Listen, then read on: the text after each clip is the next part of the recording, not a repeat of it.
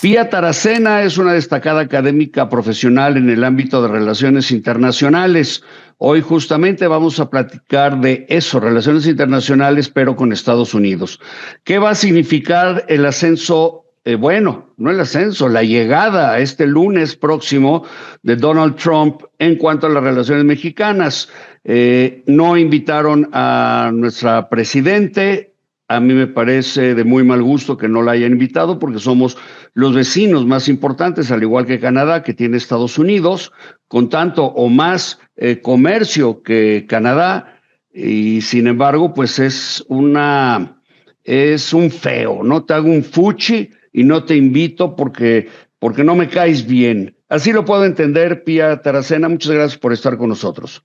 Hola Eddie, qué gusto estar en el programa. Y bueno, es que Donald Trump no da paso sin guarache, como decimos en México. Todo lo que él hace son mensajes. Es muy significativo que tanto a Canadá como a México no haya invitado. Claro, las relaciones con Trudeau están peor que con México, yo creo, pero sí invita a otras personas como Milei o como Meloni. Entonces creo que ahí, número uno, es un mensaje, sobre todo, hasta podríamos decir de alguna manera ideológico, en el sentido que estas personas, digamos, como más conservadoras o más parecidas a él, sí son bienvenidas, y con los demás, pues veremos cómo se van dando las cosas. Creo que ese es el mensaje. Ahora, Donald Trump, como es una persona transaccional, esto quiere decir que hace presiones para hacer negociaciones a su favor. Creo que también es una persona que quiere cambiar muchísimo las cosas, y uno de los cambios que estamos viendo justo es en esta ceremonia, porque no se usaba que se invitaran a presidentes o a jefes de Estado, sino y siempre iban los representantes de las misiones diplomáticas en Washington de los países, y creo que esto también es una novedad, Eddie. ¿Cómo la ves? Pues sí, a mí lo que me sorprende es que sus dos principales vecinos no les son importantes. Entonces, ¿cómo debemos de actuar nosotros? Pues dándole la misma importancia, yo creo, ni modo de ponernos a llorar o rogarle, ¿no? Pues no, creo que eso, perdón, voy a subir un poco esto. Creo que eso es, tenemos que tener una estrategia bien planteada, que no se nota mucho ahorita por parte del gobierno de México, sino nada más como reacciones. Y creo que el gobierno de Trump es muy, y Trump en sí mismo es muy duro con los países o los mandatarios que solo reaccionan. Él siempre está esperando como más. He sentido las respuestas de la presidenta Sheinbaum correctas, pero hacia adentro de México. No le está hablando realmente a Trump en términos de que se vea clara una estrategia de qué se va a hacer, ya tanto desde las cosas más pragmáticas, como qué vamos a hacer con los migrantes deportados, a justo cómo contrarrestar esta narrativa.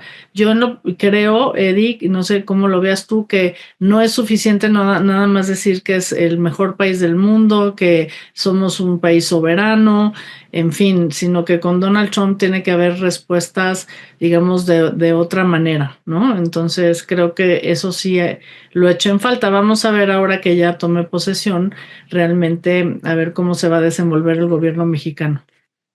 Ahora, ¿qué podemos? No, nadie sabe qué va a pasar con Estados Unidos y México. ¿Cuál es tu perspectiva, tu análisis?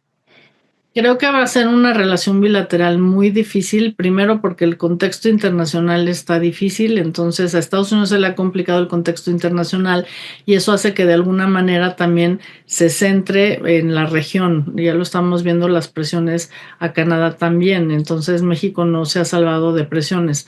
Segundo, porque en todas las campañas que ha tenido Donald Trump antes y ahora, México ha sido su piñata política, es el centro de, digamos, esa percepción de el hombre fuerte que va a resolver los problemas de seguridad que vienen por la frontera sur, en donde tenemos un país vecino. Y ayer Marco Rubio lo sustentaba también en su comparecencia ante el Senado para ratificarse como secretario de Estado, que es un país con muchísimos problemas.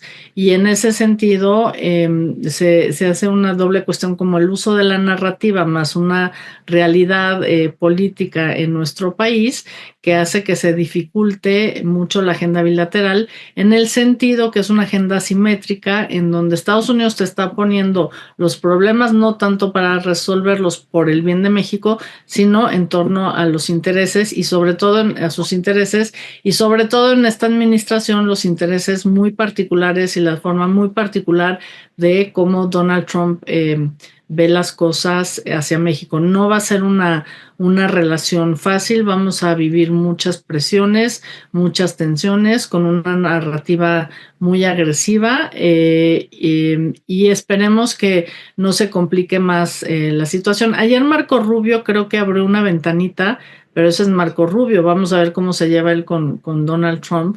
Eh, que dijo, bueno, sí hay una, por ejemplo, en el caso del fentanilo, sí hablaba de una posible intervención militar, pero dijo, bueno, también estamos abiertos a la cooperación. Creo que eso lo entendió la presidenta Sheinbaum y lo recoge muy bien y hace un discurso, unas palabras alrededor de esa idea de que hay que continuar con la cooperación.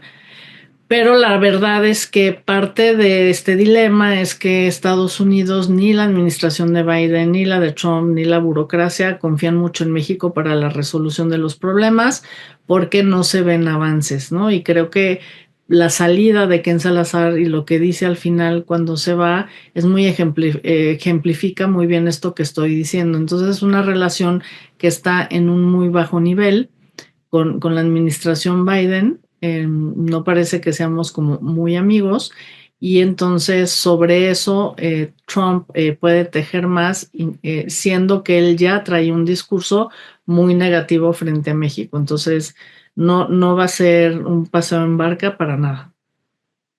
¿Qué crees que vaya a suceder con los planes de seguridad? ¿Te acuerdas del Plan Mérida? Que había una inversión de Estados Unidos en México para apoyar la lucha contra la delincuencia o contra el narcotráfico. Luego quedó suspendido, quedó en el aire. ¿Qué crees que vaya a suceder con esos planes de apoyo? ¿Los necesitamos? ¿Necesitamos Estados Unidos? Y al recibir ese apoyo, ¿a qué nos compromete? Bueno, a ver, creo que en ese sentido va a estar complicado, porque por ejemplo el Plan Mérida fracasa y fracasa en un sentido sobre todo por cosas como Rápido y Furioso. Creo que el Plan Mérida también se enmarcaba, si bien es en un plan bilateral, en una idea de seguridad más trilateral y eso no lo percibo ahorita para nada. Creo que esa idea de Pastor, de una América del Norte que trabaje conjuntamente por estos temas, no solo comerciales, sino la seguridad, está muerto y enterrado. Luego tuvimos una administración Biden que sí trató de llevar la cooperación, pero como decía yo hace un momento, al final eso no resultó muy bien y creo que la mejor expresión, a pesar de la buena voluntad del diálogo de alto nivel, que no era tanto tener una parte de recursos, pero no tanto, sino más bien el cambio de información de inteligencia, pues chocó con pared el día que Estados Unidos se llevó al Mayo Zambada sin que el gobierno de México lo supiera. Y eso dice mucho en qué términos se puede construir esta relación de confianza y cooperación. El gobierno de Trump no está aclarando realmente si va a haber una cooperación en ese sentido, si va a haber una especie como de Plan Mérida. Creo que están hablando más como de medidas unilaterales. Estas cuestiones, ¿no? De pues mandamos al ejército, mandamos drones a bombardear los laboratorios.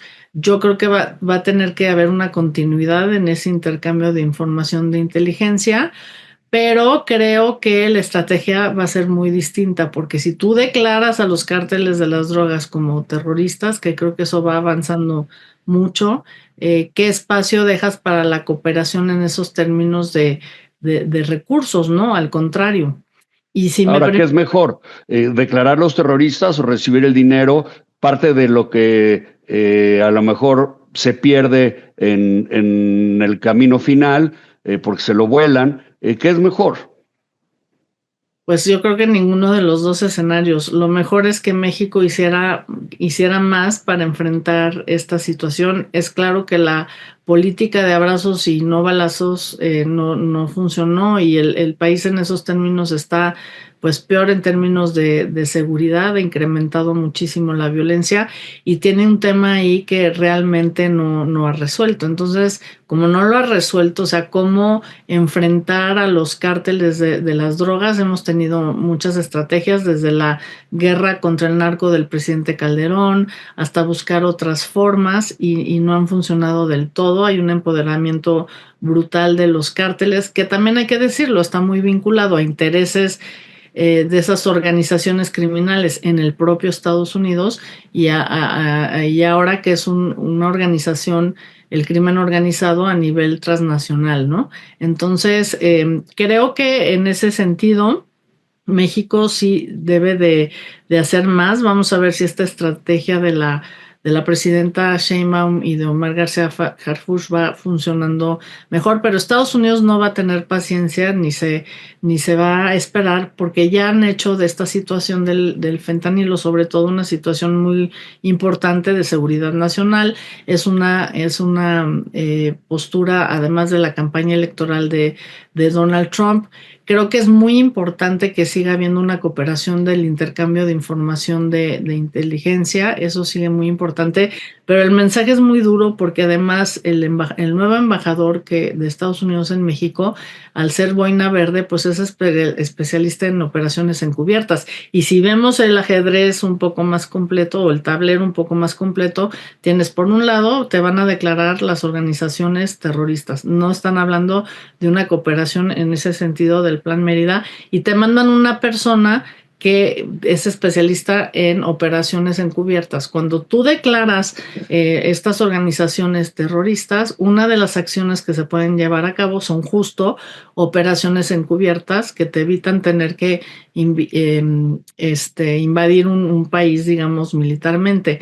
Y a mí me late que mucha de la acción que va a hacer Estados Unidos en esta administración contra los cárteles puede venir en esa articulación de operaciones indirectas, pues lo cual también representa una violación a la soberanía de México y una intervención brutal si esas operaciones no se hacen, no pueden ser abiertas, pero digamos sí con una información secreta al propio gobierno de México o con cooperación de las instancias militares o de la Guardia Nacional por parte de México. Creo que vamos a ver cosas interesantes y al parecer, que es lo que le gusta a Donald Trump, formas distintas de enfrentar los problemas. No son las mejores, no es la mejor narrativa, pero ciertamente sí es un cambio, un giro de cómo se estaban presentando las cosas hasta ahora.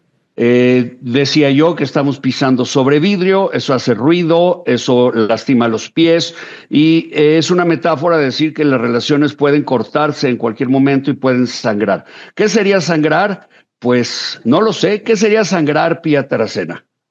Pues sangrar sería que si hubiera una intervención militar, que las operaciones encubiertas se pusieran muy feas, que en materia de seguridad, ¿no? Sangrar sería pues todas estas deportaciones masivas que se nos vienen enfrente. Digo, no las va a hacer, espero, en el primer día porque no tienen las capacidades para hacerlo, pero sí un cuentagotas de estas deportaciones masivas eh, que obviamente pueden cambiar muchísimo, pues no solo la vida de estas personas deportadas, sino la acción que México pueda hacer con eso, ¿no? Y sobre todo sangrar es esta criminalización también de los mexicanos en Estados Unidos, de sobre todo los indocumentados, que sí se van a estar tratando como criminales, aunque no hayan hecho nada.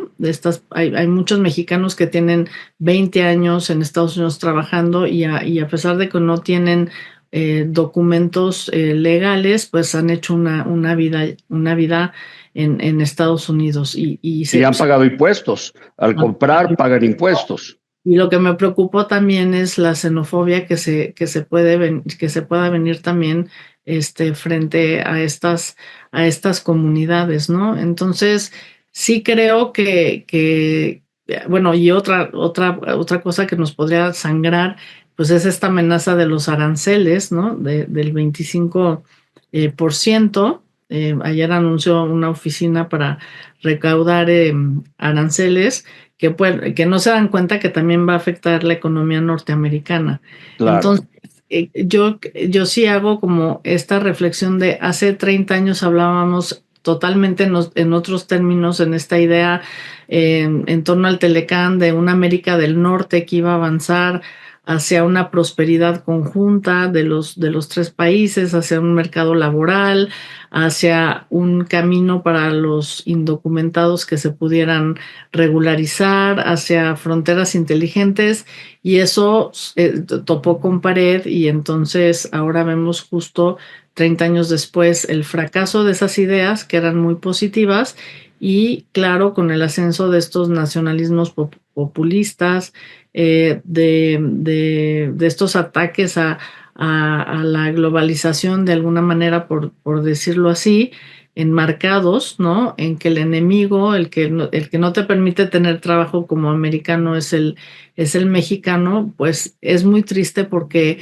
es una forma también de ver un fracaso de la relación bilateral, si lo vemos en esa construcción que se ha dado desde nuestra independencia para lograr generar confianza y sí lograr una región que sí tuviera más prosperidad, y en realidad próspera es, pero digamos no se logró del todo eh, avanzar en homologar ciertas cosas. Y ahí sí creo que es a México a quien le costó más trabajo, y después ya no se quiso, en fin, por una serie de discursos ideológicos y de visiones ideológicas que ahora chocan con la visión ideológica del propio Donald Trump. Chocan o no, porque hay partes en las que se puede pensar que son como muy parecidas, ¿no? El problema...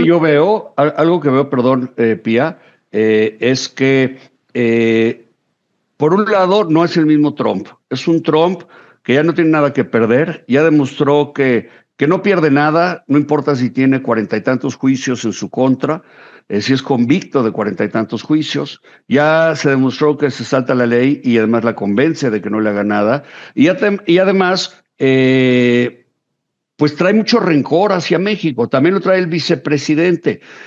Por eso creo que nuestra política internacional y la labor del secretario de Relaciones Exteriores, el doctor de la Fuente, debe ser muy ágil, tiene que abordarse con pinzas. Sí, totalmente, tiene que abordarse con pinzas, y hasta ahorita, bueno, pues obviamente supongo que están esperando a que ya tome posición, porque además también si no toma posición, tu interlocución oficial sigue siendo con el gobierno de Joe Biden, que parece que ser que ya se nos olvidó a todo el mundo que existe, Al que se le olvidó que existe es a él, él con su mismo, demencia. exactamente. Pero es que es muy interesante este periodo del lame duck, porque entonces el otro gobierno, el de México, pues tiene que seguir hablando con el gobierno oficial, digamos, y no puede hacer mucho con los otros, digamos. Incluso apenas está ratificando, por ejemplo, el senador Rubio como secretario de Estado. Entonces, bueno, ya que entren, ya creo que entonces sí podemos hacer un mejor análisis en ese sentido de qué herramientas y qué puede tener el embajador de la fuente para realmente hacer una estrategia que hasta ahorita no está clara. Nada más dicen que sí, que se va a reforzar los consulados, pero una estrategia que tiene que abarcar desde lo más práctico, la presencia de México, el fortalecimiento de los consulados, hasta narrativas de imagen, ¿no? Entonces, pasando por todo lo demás. Entonces, creo que una vez que tomen posesión y que ya sea oficial con quien puedes hablar, creo que vamos a empezar, espero, a ver más acción por parte de Cancillería en ese sentido, y lo que me preocupa es que finalmente México sigue reaccionando a lo que ellos te ponen sobre la mesa, que esa ha sido la parte central de esta simetría entre México y Estados Unidos por todos los 2 siglos que llevamos como de relación. Justo se van a cumplir 2 siglos pues este Sí, año, en 1825 se reconocieron ambos gobiernos y se firmó el primer tratado, ¿no? Entonces, em, finalmente también esto te habla de qué difícil es construir una buena relación con países vecinos de alguna manera tan distintos, pero que podrían ser más parecidos. ¿Por qué? Pues porque tenemos 35 millones de mexicanos del otro lado, ¿no? Y sin se embargo, nos acaba el tiempo, Pía. Yo lo único que te dejo para que pienses es quién va a reconstruir Los Ángeles si expulsan a todos los mexicanos y a todos los latinos. Ahí claro, te la dejo. la mano de obra es de nosotros. Exacto. Muy buena Pías, idea. ¿dónde te pueden leer o seguir? Bueno, me pueden seguir sobre todo en Twitter, es @PiaTaracenaGood y ahí subo todo lo que voy haciendo. Muchísimas Pía gracias. Taracena Gout, Gout, ¿verdad?